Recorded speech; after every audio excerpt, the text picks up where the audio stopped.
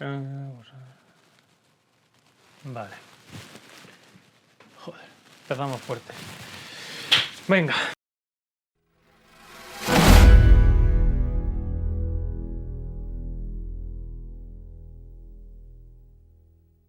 Bienvenidos a la guarida del zorro, yo soy Rubén Chisbert y hoy voy a comentar las reacciones políticas que ha habido a la salida de la sentencia del Procés. No esperaba empezar el canal con este tema, pero es que esta mañana yendo al despacho en la radio digo, madre mía, sí, es verdad, hoy salía la sentencia, lo digo en serio, no lo tenía planeado, pero bueno, voy a empezar hoy comentando las reacciones políticas porque me parece interesante comentar algunas cosas. Mañana haré un programa especial con Pedro Manuel González comentando jurídica y técnicamente la propia sentencia en sí. Pedro Manuel González es abogado, autor del libro La justicia en el estado de partidos, que desde aquí recomiendo, y pionero en sentencias muy importantes sobre acoso y bullying escolar. Por mi parte, lo primero que quiero decir sobre dicha sentencia es que yo no reconozco ninguna sentencia de un órgano jurisdiccional dictado por un poder político. Y esto el que quiera puede coger y buscar en Google cinismo supremo, Rubén Chisbert, y podrá leer un artículo que yo escribí cuando salió el tema del Tribunal Supremo sobre el impuesto de actos jurídicos documentados. Y ahí verá un poco la relación directa que hay entre el poder político y el Tribunal Supremo en España. Pero bueno, a modo de resumen, el artículo 127 de la Ley Orgánica del Poder Judicial dice que los miembros del Tribunal Supremo serán designados por el Consejo General del Poder Judicial. Y uno diría, qué bien, todo queda entre jueces, nada, qué independiente. Sí, pero es que el artículo 122 de la Constitución dice que los miembros del Consejo General del Poder Judicial son designados por el Congreso y por el Senado, es decir, por los políticos. Pues qué bien.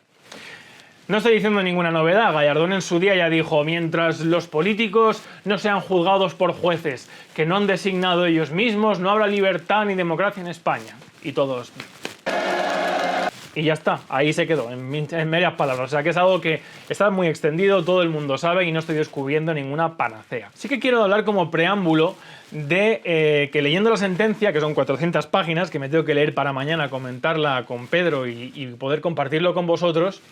Al principio de la sentencia, en los hechos probados, empieza hablando de la resolución del Parlamento de Cataluña de transitoriedad, la 20-2017 creo que es, del 8 de septiembre.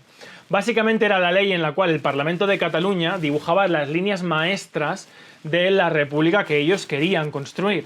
Bueno, como republicano y luego en derecho, os digo que si yo fuera independentista catalán, no querría para nada esa república, del mismo modo que tampoco quiero esta oligarquía, porque es un calco de la Constitución de 1978.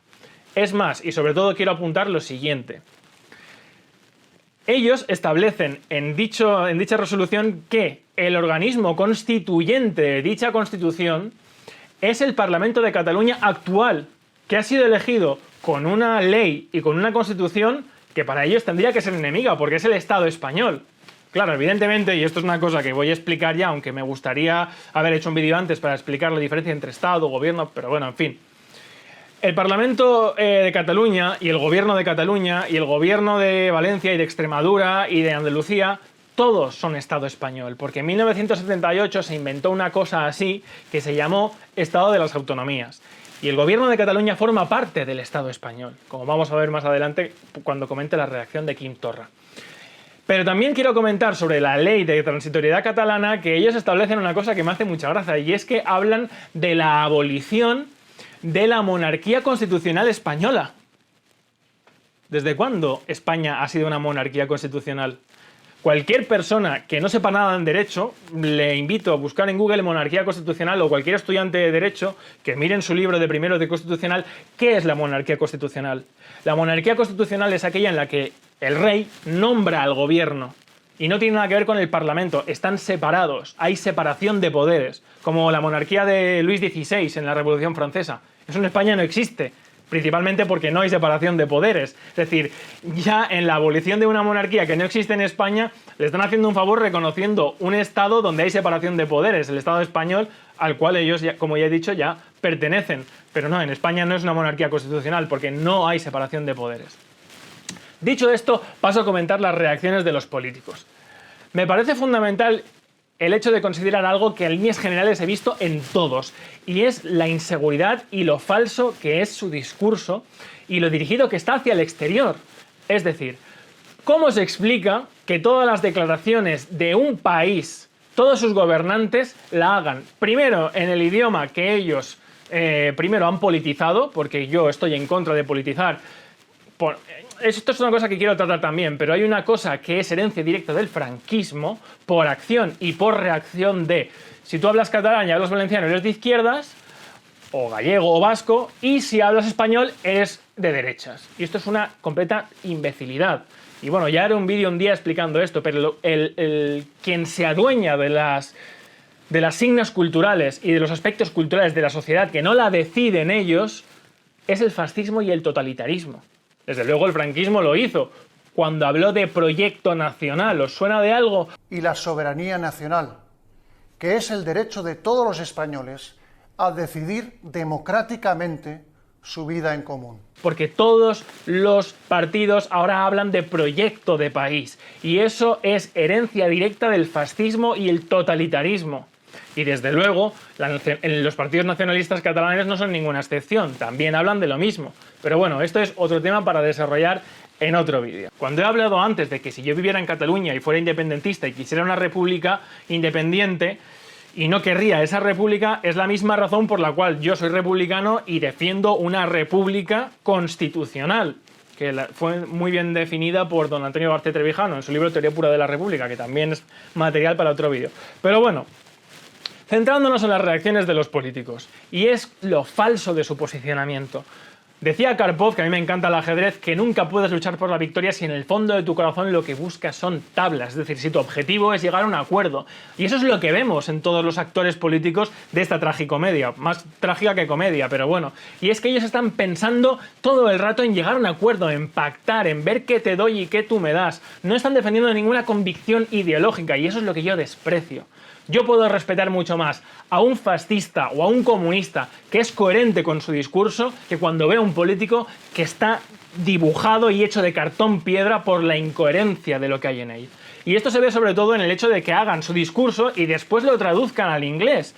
Vamos a ver, ¿alguien se imagina en el siglo XIX a algún país de Sudamérica independizándose y después haciendo la declaración de independencia o haciendo algún tipo de alusión de lo que ha pasado en alemán o en francés, porque eran los idiomas que entonces estaban más extendidos? No, los políticos están constantemente mirando al exterior porque están preocupados no de su posicionamiento y de defender una convicción ideológica, sino de la que se están mirando fuera y de cómo se va a tomar esto fuera, de cómo va a influir económicamente esto en el país en el que ellos desarrollan su actividad y del cual están sacando beneficio.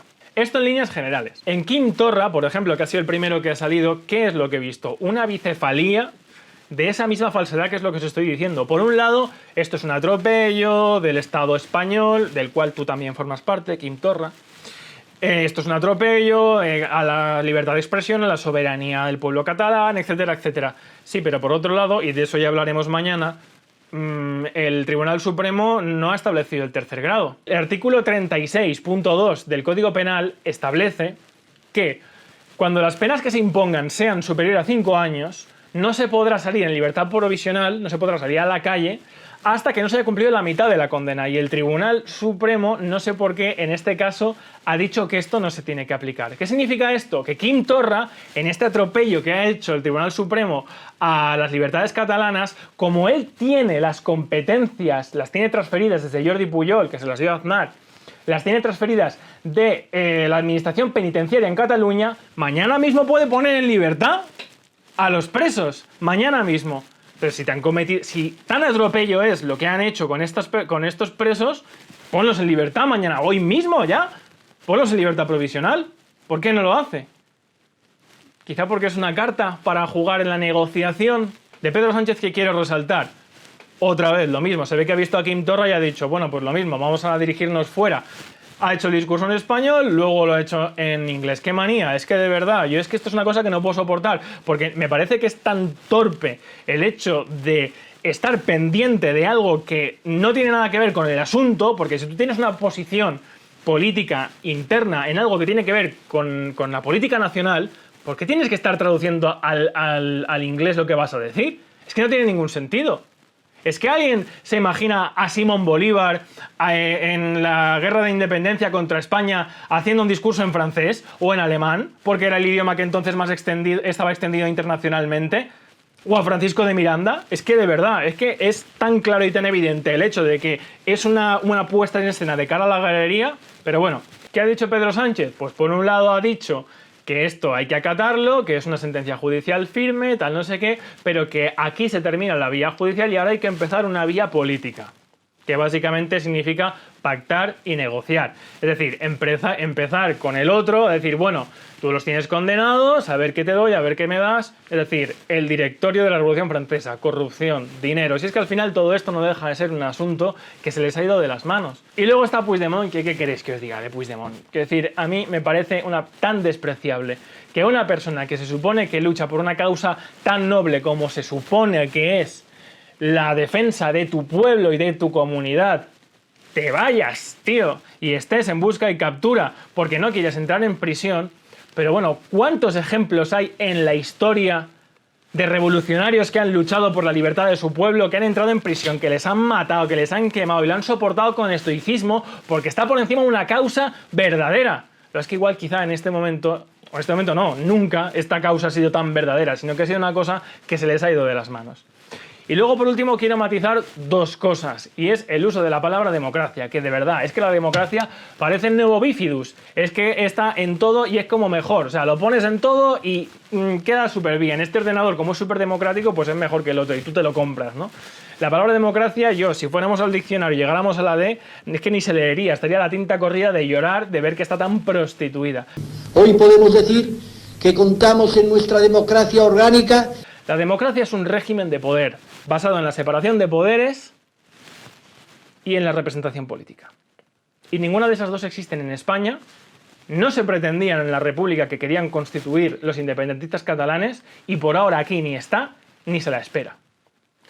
En fin, con esto solamente quería comentar un poco las reacciones de que hoy, para que veáis la puesta en escena del teatro, la falsedad de una comedia que no deja de ser la política española falsa de una oligarquía de partidos, y que no entréis en el juego. Mañana entraremos ya a lo que es la enjundia jurídica de la sentencia. Hasta entonces, salud y república.